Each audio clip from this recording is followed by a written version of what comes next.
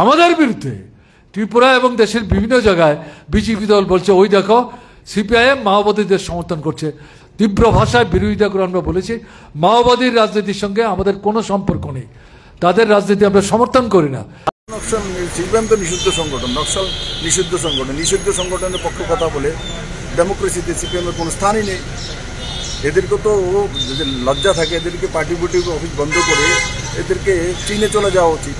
এদের কোনো স্থান নাই ত্রিপুরাতে, এদেরকে বের করে দেওয়া।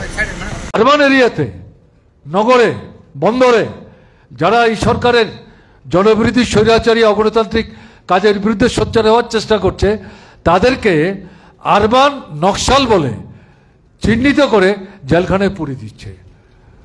অসুস্থ, হাঁটতে পারে না, বসতে পারে না, দেখতে পায় না, শুনতে পায় না, এরকম লোক তাদেরকে পচিয়ে মারছে, জেলখানায় তারা মৃত্যুবরণ করছেন।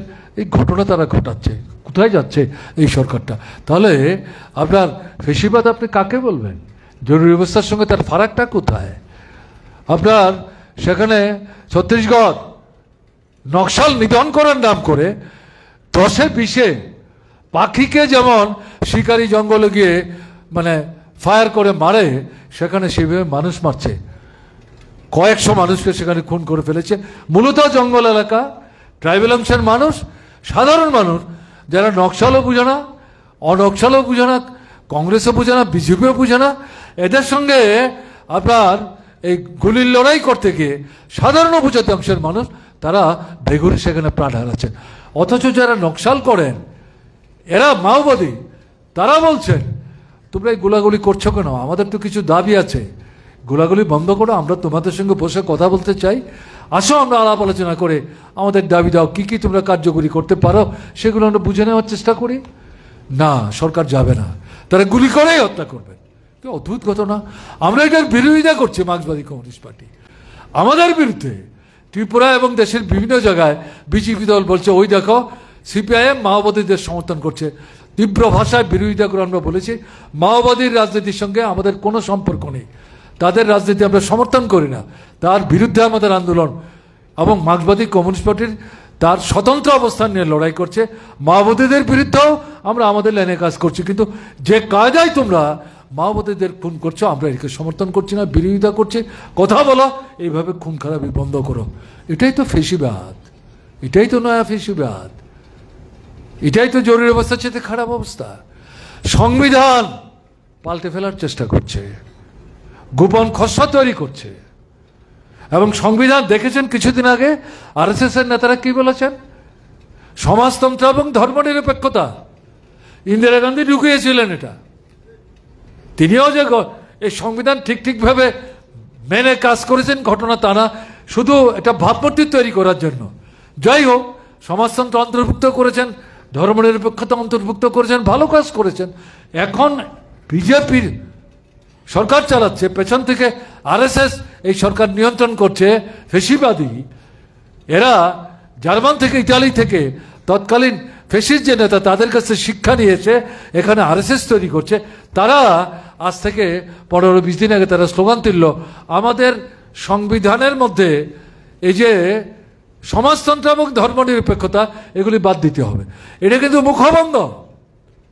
আর সামগ্রিক যে সংবিধান তার রন্ধ্রে রন্ধ্রে ধর্মনিরপেক্ষতার যে দৃষ্টিভঙ্গি, এই শব্দটা বারবার ব্যবহার না করেও এই দৃষ্টিভঙ্গি নিয়ে ধর্ম, বর্ণ, সম্প্রদায় নির্বিশেষে ভারতবর্ষের নাগরিকদের গণতান্ত্রিক যে সমানাধিকার, এটার পক্ষে আমাদের সংবিধান কিন্তু বারবার সেখানে যুক্তি উপস্থিত করে গেছে। আমি যে কথা বললাম, তারা আলাদা করে সংবিধান তৈরি করার চেষ্টা করছে।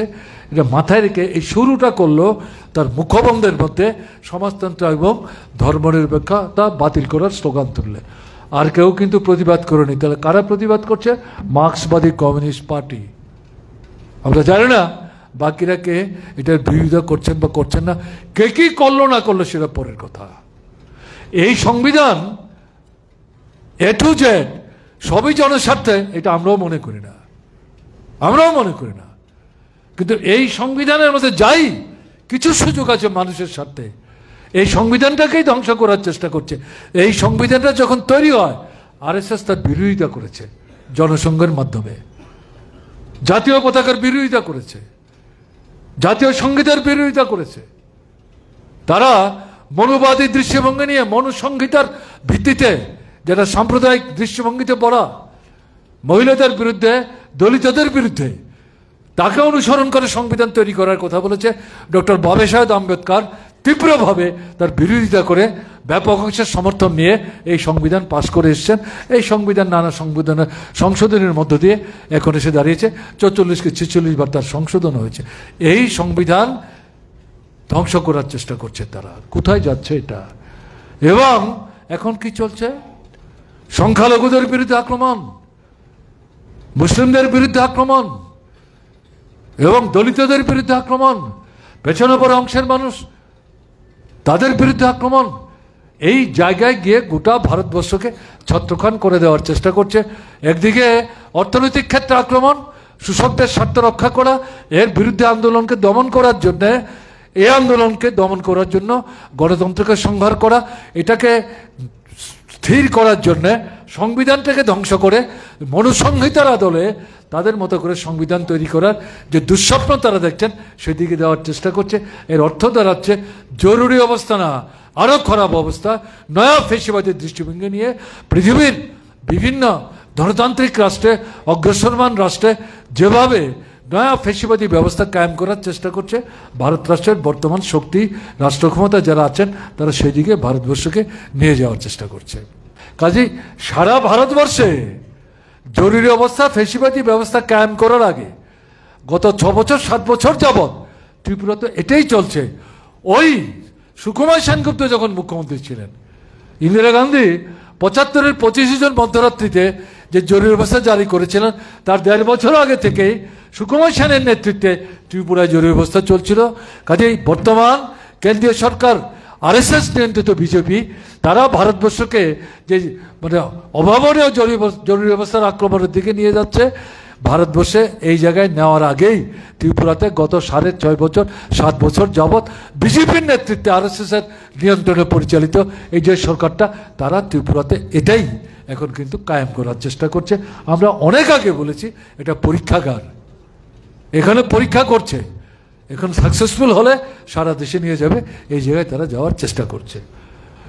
জরুরি অবস্থা কিভাবে হলো, কিভাবে ইন্দিরা গান্ধীর পতন হলো, কি করে নয়া সরকার আসলো, কি করে বামফ্রন্ট সরকার হলো, এগুলো জানার দরকার আছে।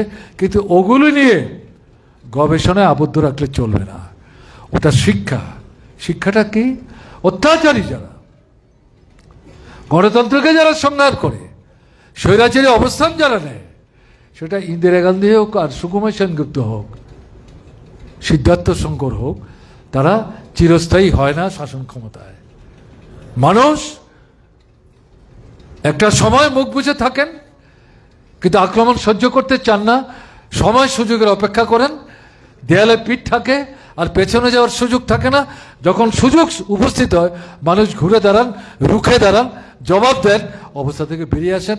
এটাই ভারতবর্ষের অভিজ্ঞতা, এটা পশ্চিমবাংলার অভিজ্ঞতা, এটা ত্রিপুরার অভিজ্ঞতা।